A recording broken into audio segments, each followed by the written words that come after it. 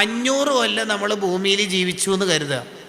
തിന്നാതെ കുടിക്കാതെ ഉറങ്ങാതെ യൂട്യൂബിലെ വീഡിയോസ് ഓരോന്ന് കണ്ടെന്ന് വിചാരിക്കുക.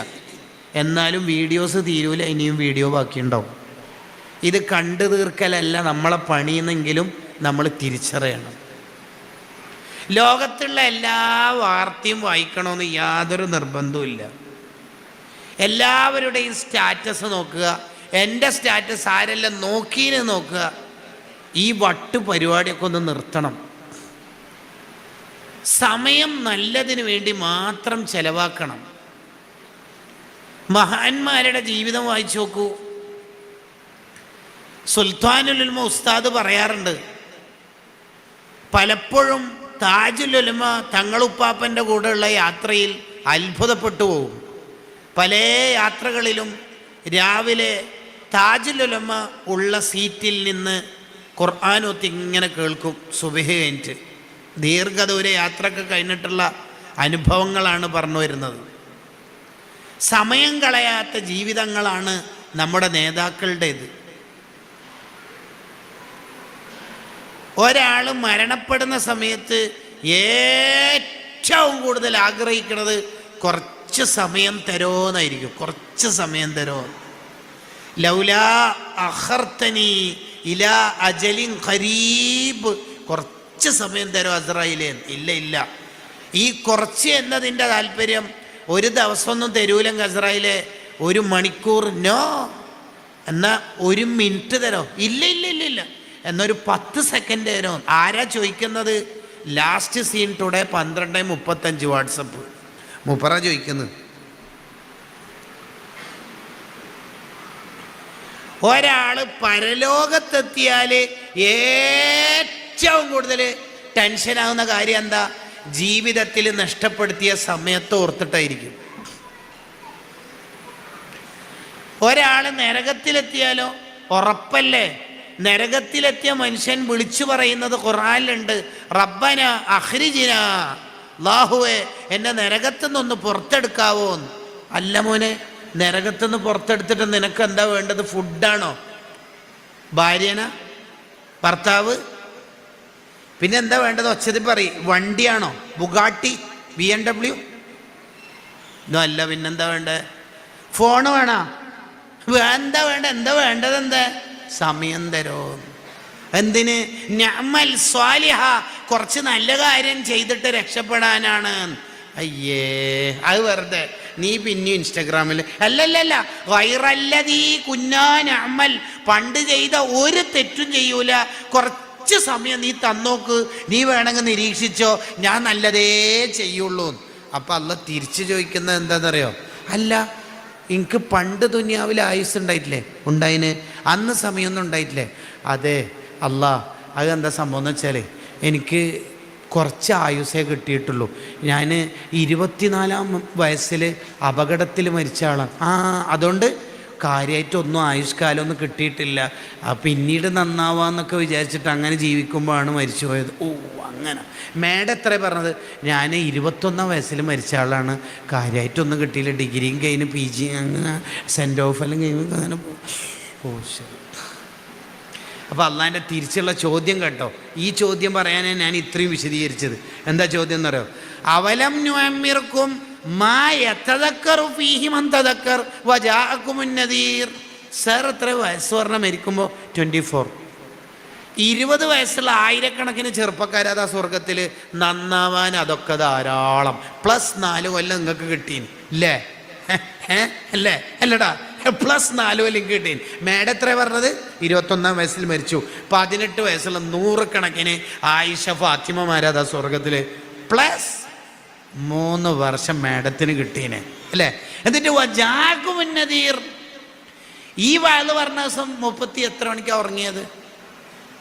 എത്ര മണിക്ക് ഉറങ്ങിയത്? നമുക്കൊക്കെ ഒന്ന് ഇശാ നിസ്കാരവും കഴിഞ്ഞ് ഹദ്ദാദും കഴിഞ്ഞ് വേഗം ഉറങ്ങുന്നൊരു കൾച്ചർ കൊണ്ടുവന്നൂടെ? ഞാൻ ഈയിടെ എൻ്റെ ഒരു കൂട്ടുകാരൻ്റെ ഷോപ്പ് ഉദ്ഘാടനത്തിന് പോയി. ഷോപ്പ് ഉദ്ഘാടനം ചെയ്യുന്നത് ഉസ്താദാണ്, എൻ്റെ ഉസ്താദാണ്.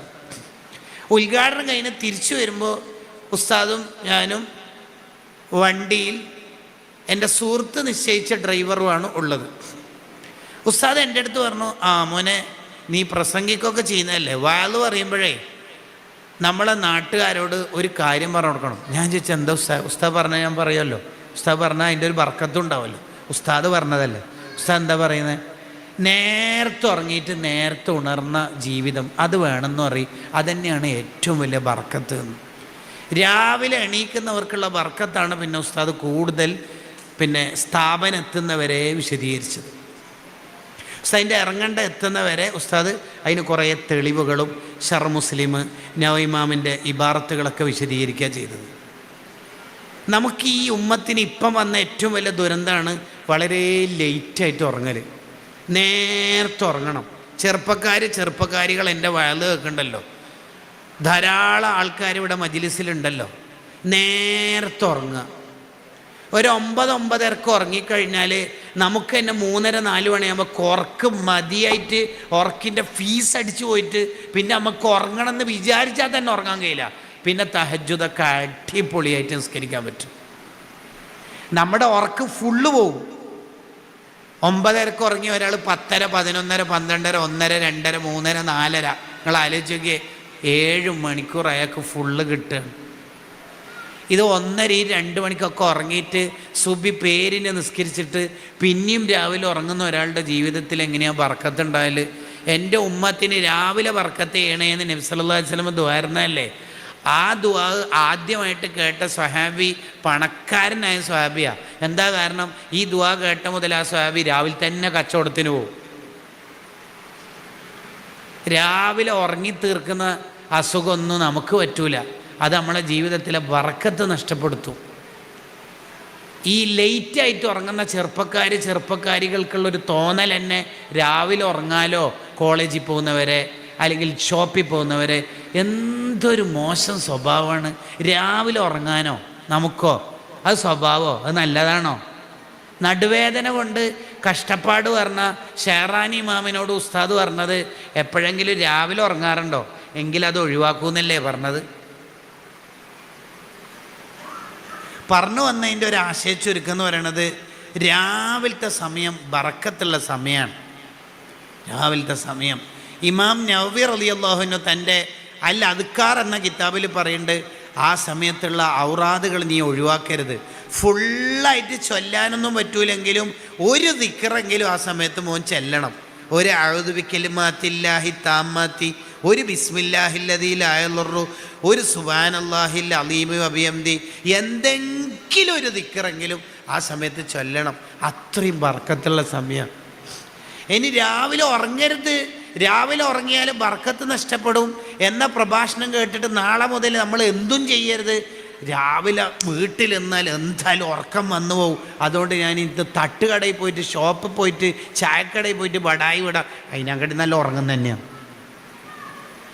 അതിനങ്ങോട്ട് നല്ല പോയിട്ട് ഉറങ്ങിക്കും. കുറേ ഗീബത്തും നമീമത്തും പറഞ്ഞിട്ടുള്ള ഡയലോഗായിരിക്കും അവിടെ ഉണ്ടാവുക.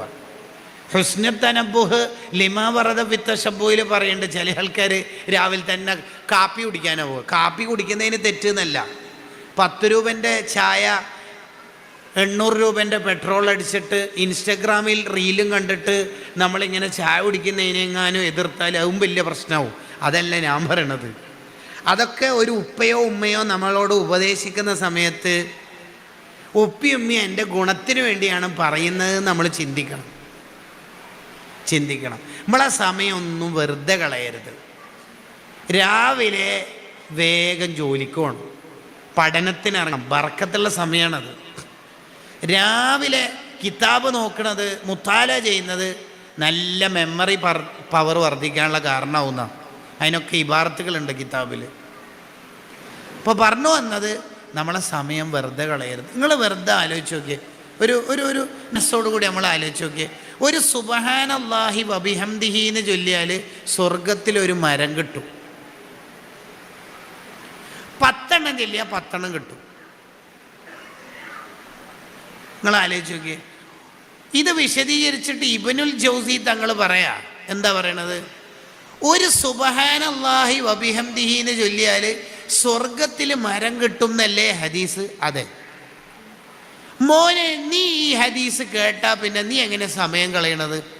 ഓരോ 2 സെക്കൻഡിലും സുബ്ഹാനല്ലാഹി വബിഹംദി, സുബ്ഹാനല്ലാഹി വബിഹംദി ഡെയിലി 40,000 തസ്ബീഹ് ചെല്ലുന്ന മഹാന്മാരില്ലേ, 10,000 സ്വലാത്ത് ചെല്ലുന്ന മഹാന്മാരില്ലേ, ഇവരൊക്കെ സ്വർഗത്തിൽ ഉന്നത സ്ഥാനത്തെത്തുമ്പോൾ 18-ാം വയസ്സിൽ മരിച്ച ഒരു ചെറുപ്പക്കാരൻ ഏടിലെന്താ വായിക്കുക?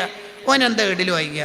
18-ാം വയസ്സിൽ മരിച്ച ഒരു ചെറുപ്പക്കാരൻ, ഞാൻ 18-ാം വയസ്സിലാണ് മരിച്ചത്. അതല്ല എനിക്കറിയാം, ഞാനല്ല അസറായിലിനെ അയച്ചിട്ട് റോ പിടിച്ചത്. വായിക്കട ഏട്. 18-ാം വയസ്സിൽ മരിച്ചു. 15-ാം വയസ്സിലാണ് പ്രായപൂർത്തിയായത്. 3 കൊല്ലം കൊണ്ട് ചെയ്തു തീർത്ത കാര്യങ്ങൾ. വായിക്കുക.